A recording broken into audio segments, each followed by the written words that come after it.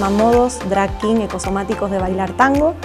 Es un proyecto en el que buscamos rescatar la tradición queer del tango para poder bailar de un modo que nos incluya.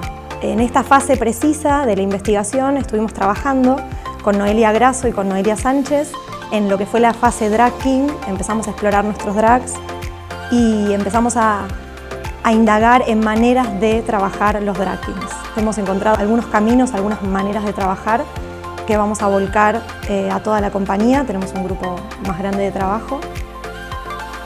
Lo que vamos a hacer es compartirles un protocolo que estuvimos haciendo de maneras de trabajar el drag king.